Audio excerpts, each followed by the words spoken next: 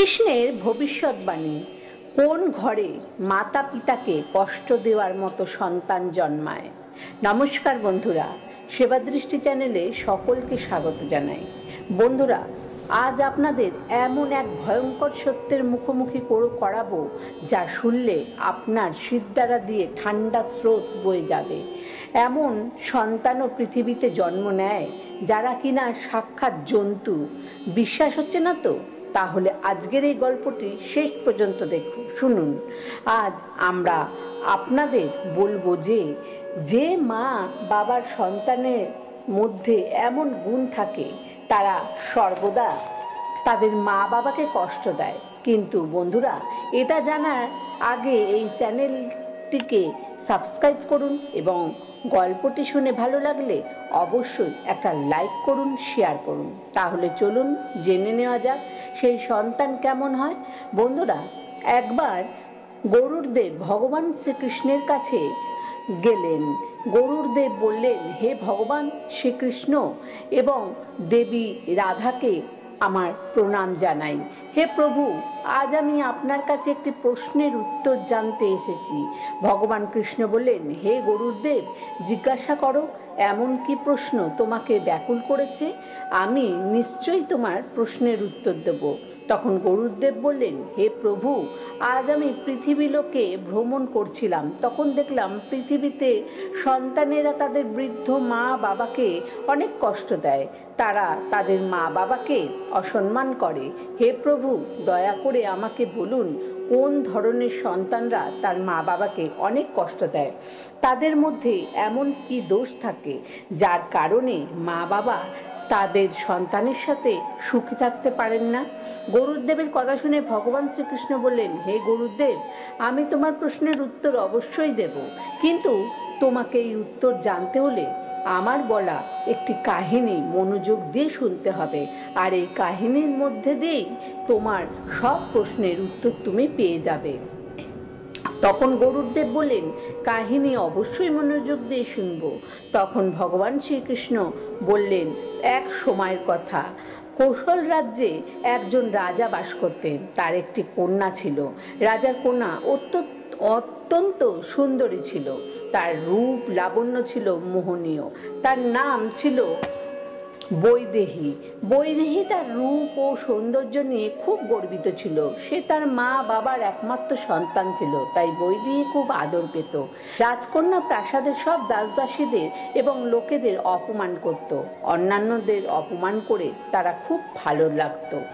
রাজা রানীর আদরের রাজকন্যা একেবারে নষ্ট হয়ে গিয়েছিল, যার কারণে রাজকন্যা গরিব মানুষদের খুব অপমান করত। সে ছিল অত্যন্তই অহংকারী। ছোটবেলা থেকেই তার ইচ্ছা মতো সব করার স্বাধীনতা ছিল। এইভাবে ধীরে ধীরে সময় কেটে যাবার পর এমন রাজকন্যা বিবাহের যোগ্য হয়ে উঠল। রাজা রাজকন্যার জন্য পাত্র খুঁজতে শুরু করলো। রাজকন্যার জন্য প্রতিদিন একটি করে পাত্র আসত, কিন্তু রাজকন্যা তার অহংকারী স্বভাবের কারণে সবাইকে অপমান করে তাদেরকে হাসির পাত্র বানিয়ে দিত। কোনো রাজাই তার অপমান সহ্য করতে পারত না। তাই রাজকন্যার জন্য যত পাত্রই আসতো তারা সবাই হতাশ হয়ে চলে যেত। রাজকন্যার এমন আচরণ দেখে রাজা তার মেয়ের ভবিষ্যৎ নিয়ে চিন্তিত হয়ে পড়লেন। তিনি সারাদিন চিন্তায় ডুবে থাকতেন, আমার মেয়েকে বিবাহ করবে কে? কিছুদিন পর রাজা তার কন্যার স্বয়ম্বরের আয়োজন করলেন। রাজা স্বয়ম্বরের অনেক রাজ্যের রাজকুমারদের আমন্ত্রণ জানালেন। সব রাজকুমারের রাজার দরবারে উপস্থিত হলেন। কিছুক্ষণ পর রাজকন্যা বৈদেহী তার সখীদের সাথে হাতে মালা নিয়ে রাজ দরবারে এলো। বৈদেহী যেই রাজকুমারের সামনে দিয়ে যেত তাকেই অপমান করত এবং তাকে নিয়ে মজা করত। রাজকন্যা তার সৌন্দর্যের অহংকারে মত্ত ছিল। রাজকুমারী যারই অপমান করছিল সব রাজকুমাররা হতাশ হয় ও রাজ দরবার থেকে চলে যাচ্ছিলেন। এরপরে রাজকুমারী একজন লম্বা রাজকুমারের সামনে এসে বলল, দেখো সখীরা, মনে হচ্ছে পিতাজি এই সভায় একটি খুঁটি পুঁতে দিয়েছেন। রাজকুমারীর কথা শুনে রাজকুমার সেখান থেকে চলে গেল। এরপর একজন মোটা রাজকুমারের কাছে গিয়ে রাজকুমারী তাকে দেখে বলল, এর নিজের ওজন তো উঠানো যায় না, এ আবার আমাকে নিয়ে কি করে যাবে? এই বলেই রাজকুমারী হাসতে লাগলো। এইভাবে সব রাজকুমার তার অপমানিত হয়ে সবাই রাজদরবার থেকে চলে গেল। রাজকুমারীর এই রকম আচরণ দেখে রাজার খুব রাগ হলো এবং দুঃখী হলেন। এরপর রাজা ভরা দরবারে সবার সামনে ঘোষণা করে দিলেন, এবার আমি আমার কন্যার বিয়ে একজন গরিব ভিখারির সঙ্গে দেব। রাজা বলেন, আমি আপনাদের কাছে আমার মেয়ের আচরণের জন্য ক্ষমা চাইছি। আমি আমার কন্যার সাথে একজন গরিব ভিখারির বিয়ে দিয়ে এইভাবে শাস্তি দেব। যে ব্যক্তি প্রতিদিন ভিক্ষা করে পেট চালায় এবং আমার কন্যাও তার সাথে ভিক্ষা করবে। রাজার এই কথা শুনে রাজদরবারে সবাই খুশি হলো। রাজকন্যা তার বাবার ঘোষণা শুনে খুব দুঃখ পেলেন।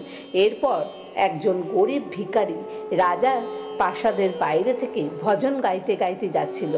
রাজা তার সেনাকে পাঠিয়ে সেই ভিখারিকে রাজপ্রাসাদে ডাকলেন। সেই ভিখারি রাজার দরবারে খুব মিষ্টি ভজন শোনালেন। রাজা কি ভিখারির ভজন খুব পছন্দ করলেন। রাজা সেই ভিখারির সাথে ভিখারিকে বললেন, আমার তোমার মেয়েকে পুরস্কার হিসাবে তো আমাদের কন্যাকে দিচ্ছি, আমাদের পক্ষ থেকে তোমার জন্য এই উপহার। রাজার কথা শুনে গরিব ভিখারি খুব অবাক হলো এবং বলল, হে মহারাজ, আমি কেন এই ভিখারির সাথে মজা করছেন? রাজা বললেন, আরে না না, আমরা সত্যি আমাদের কন্যাকে তোমার সাথে বিয়ে দিতে চাই। রাজা রাজকন্যাকে ডাকে এবং ভিখারির সাথে বিয়ে করতে বললেন। রাজকন্যা ভিখারিকে বিয়ে করতে রাজি হলো না। তখন রাজা রেগে গিয়ে বললেন, তুমি একজন রাজার আদেশ অমান্য করছো, এর জন্য তোমাকে মৃত্যুদণ্ড দেওয়া হবে। যদি তুমি বিয়ে করো তাহলে তোমার প্রাণ বাঁচিয়ে দেওয়া হবে। রাজার এমন কঠোর কথা শুনে রাজকন্যা খুব দুঃখ পেল এবং সে ভিখারিকে বিয়ে করতে রাজি হলো। বিয়ের পর রাজকন্যাকে ভিখারির সাথে বাধ্য হয়ে যেতে হলো। সেই ভিখারির শরীরে ছেঁড়া ময়লা জামা প্যান্ট ছিল। সেই ভিখারির লম্বা লম্বা ঘন দাড়িও ছিল, যা দেখে রাজকন্যার খুব ঘৃণা হচ্ছিল। রাজকন্যা দুঃখী মনে নিরুপায় হয়ে চলে গেল। ভিখারি রাজকন্যাকে নিয়ে একটি জঙ্গলে গেল। সেখানে তার খুব সুন্দর একটি কুঁড়ে ঘর ছিল। কুঁড়ে ঘরের পাশেই সে ভিখারি একটি আম গাছ লাগিয়েছিল। বৈদি এইসব দেখে খুব অবাক হচ্ছিল। এরপরে রাজকন্যা হেঁটে হেঁটে একটি সুন্দর বাগানে পৌঁছালো। সেখানে অনেক গাছ ও অনেক সুন্দর সুন্দর ফুল ফুটেছিল, যা দেখে রাজকন্যা বলল, এই সুন্দর বাগানটি কার? রাজকন্যার কথা শুনে ভিখারি বলল, এই সুন্দর বাগানটি সেই দাড়িওয়ালা রাজকুমারের, যাকে তুমি তোমার স্বয়ম্বরে লম্বা দাড়িওয়ালা ছাগল বলেছিলে।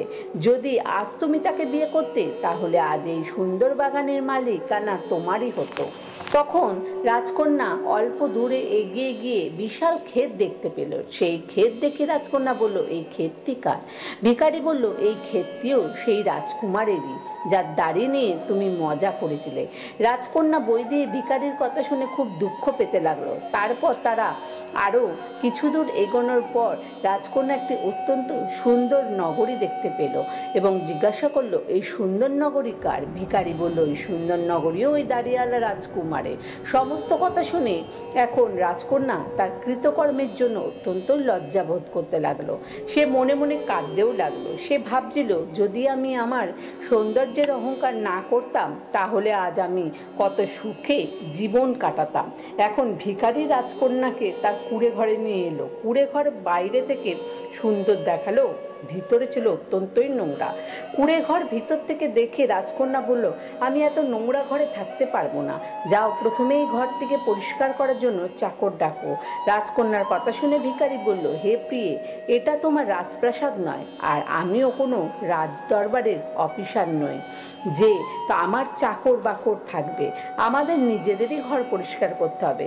ভিখারির কথা শুনে রাজকন্যা খুব রাগ হচ্ছিল, কিন্তু রাজকন্যা নিরুপায় হয়ে কোনো ভিখারির ঘর পরিষ্কার করতে সাহায্য করলো। ভিখারিকে রাজকন্যাকে বলল, এখন আমাকে রান্না করে দাও।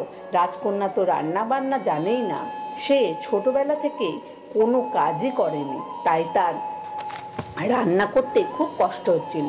শেষে যাই হোক করে রান্না করে খেয়ে দুজনে ঘুমিয়ে পড়ল। কিছুদিনের খাবার ভিখারির বাড়িতে মজুদ ছিল, কিন্তু এখন তাও শেষ হয়ে গেল। ভিখারি রাজকন্যাকে বলল, হে প্রিয়ে, আমার কাছে যে খাবার ছিল তা এখন শেষ। আমি তোমাকে এই আমগুলো দিচ্ছি, তুমি এইগুলো নগরে বিক্রি করে এসো। রাজকন্যা এই কথা শুনে বলল, আমি এগুলো বিক্রি করতে যাব না। যদি কেউ আমাকে চিনে ফেলে তাহলে আমার খুব অপমান হবে। ভিখারি বলল, যদি তুমি আম বিক্রি করতে না যাও তাহলে আজ রাতে আমাদের খালি পেটেই ঘুমাতে হবে। রাজকন্যা কোনো মতে মনস্থির করে আম নিয়ে নগরে বিক্রি করতে গেল। 2-3 দিন খুব ভালোভাবে আম বিক্রি হলো, কিন্তু একদিন যখন রাজকন্যা আম বিক্রি করতে নগরে গেল তখন একজন সিপাহী এসে তার আমের ঝুড়ি ফেলে দিল আর বলল, কাল থেকে এখানে আম বিক্রি করতে বসবে না। রাজকন্যা বাড়িতে এসে এই ঘটনা সে তার ভিখারি স্বামীকে জানালো। তখন ভিখারি বলল, হে প্রিয়ে, নিশ্চয়ই তুমি আমের ঝুড়ি রাস্তার মাঝখানে রেখেছিলে, এই কারণেই লোকদলের চলাচলে অসুবিধা হচ্ছিল। ভিখারি বলল, তোমার দ্বারা কোনো কাজই ঠিক মতো হয় না। আজ আমি তোমার জন্য একটি ভালো কাজ খুঁজে আনছি। সন্ধ্যায় যখন ভিখারি তার কুঁড়ে ঘরে ফিরল তখন সে রাজকন্যাকে বলল, হে প্রিয়ে, আমি তোমাকে রাজপ্রাসাদের রান্নাঘরে কাজে লাগিয়ে দিচ্ছি। এখন থেকে তুমি সেখানেই কাজ করবে। তুমি সেখানে কাজ করলে আমাদের প্রতিদিনের খাবারও মিলবে। পরদিন সকাল থেকে রাজকন্যা রাজপ্রাসাদে কাজ করতে চলে গেল। রাজকন্যা রাজপ্রাসাদে খুব ভালোভাবেই কাজ করছিল। তখন জীবনের মূল্য বুঝতে পেরেছিল। এরপর রাজকন্যা সব অহংকার ধীরে ধীরে ভাঙতে থাকে। রাজকন্যা বৈদেহী কয়েকদিন ধরে রাজপ্রাসাদে মন দিয়ে কাজ করলো। তারপর একদিন রাজকন্যা দেখলো যে রাজপ্রাসাদে খুব সাজানো হয়েছে। সে মনে মনে ভাবলো, মনে হচ্ছে আজ প্রাসাদে খুব বড় উৎসব হবে। রাজকন্যা তার কাজ শেষ করে এক ঝুড়িতে খাবার নিয়ে বাড়ি ফিরছিল। এমন সময় হঠাৎ তার সামনে লম্বা দাড়িওয়ালা একজন সুন্দর মানুষ এসে দাঁড়ালো। সে দেখতে একদম রাজার মতো লাগছিল। যখন রাজকন্যা তাকে ভালো করে দেখলো তখন সে দেখলো যে সেই লম্বা দাড়িওয়ালা রাজকুমার, যাকে রাজকন্যা দাড়িওয়ালা ছাগল বলেছিল। সেই রাজকুমারকে দেখে রাজকন্যা খুব লজ্জা পেল। এরপরে রাজকন্যার হাত ধরে রাজপ্রাসাদে সবার সামনে নিয়ে গেল। রাজসভায় লোকেরা সেই দাসীর অনেক মজা ওড়াতে লাগলো। তখন রাজকন্যা সব অপমান শুনে খুব লজ্জাবোধ করছিল। অপমান দেখে তার চোখ দিয়ে অশ্রু ঝরতে লাগলো। তখন রাজকুমার বলল, হে রাজকন্যা, আমি সেই তোমার ভিখারি স্বামী। যেদিন আমি তোমাকে স্বয়ংবরে দেখেছিলাম সেই দিন তোমাকে বিয়ে করার সিদ্ধান্ত নিয়েছিলাম, কিন্তু তোমার অহংকারী স্বভাবের কারণে তোমার পিতা তোমাকে একজন ভিখারির সাথে বিয়ে দিতে বলেছিলেন, তাই আমাকে ভিখারির রূপ নিতে হয়েছিল। কিন্তু এখন তুমি সম্পূর্ণভাবে শুধরে গেছো, তোমার মনে এখন কোনো অহংকার নেই। তাই আজ আমি সমস্ত রাজসভার সামনে তোমাকে আবার বিয়ে করতে চাই। রাজকুমারের কথা শুনে রাজকন্যা খুব খুশি হলো। সে এবং রাজকুমারের সাথে রাজকন্যার আবার বিয়ে হলো। এদিকে ভগবান শ্রীকৃষ্ণ গরুড়দেবকে বললেন, হে গরুড়দেব, যে ব্যক্তি তার শৈশবের সব সুখ পেয়ে যায় তাকে পরবর্তীতে অনেক কষ্ট দেখতে হয়। মা বাবাকে তাদের সন্তানকে এতটা স্বাধীনতা দেওয়া উচিত নয় যে যাতে বড় হয়ে সন্তান নষ্ট হয়ে যায়, বড়দের সম্মান করতে ভুলে যায়। সন্তানদের নষ্ট করার পিছনে সবচেয়ে বড় ভূমিকা হলো মা বাবারই থাকে। সন্তানরা ছোট বা বড় ভুল করুক না কেন, মা বাবাকে সবসময় সেই ভুলটা সন্তানদের বোঝানো উচিত। ভুলগুলো ঢেকে রাখা উচিত নয়। সন্তানদের ছোটবেলা থেকেই ভালো মন্দ কাজের পার্থক্য বোঝানো উচিত।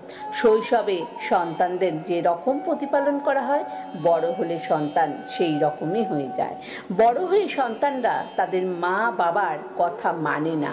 তাদের মনে হয় তারা যা করছে সব ঠিক করছে। তাই মা বাবাকে ছোটবেলা থেকেই তাদের সন্তানদের ভালো সংস্কার দেওয়া উচিত। মানুষকে কখনোই কোনো কিছুর অহংকার করা উচিত নয়। যেই সব সন্তানরা তাদের বাবা মাকে মনে না সেই সব সন্তানকে অনেক দুঃখ ভোগ করতে হয়। ভগবান শ্রীকৃষ্ণের কথা শুনে গরুদেব বললেন, হে প্রভু, আপনি আমার মনের সব সংশয় দূর করে দিয়েছেন। এখন আমি এই কাহিনী সমস্ত পৃথিবীতে প্রচার করব। বন্ধুরা, আজ এই পর্যন্ত। আমার এই কথাগুলো শুনে ভালো লাগলে অবশ্যই একটা লাইক করুন, শেয়ার করুন আর চ্যানেলটিকে সাবস্ক্রাইব করে আমাদের পাশে থাকুন। কমেন্টে জয় শ্রীকৃষ্ণ লিখতে ভুলবেন না। ধন্যবাদ।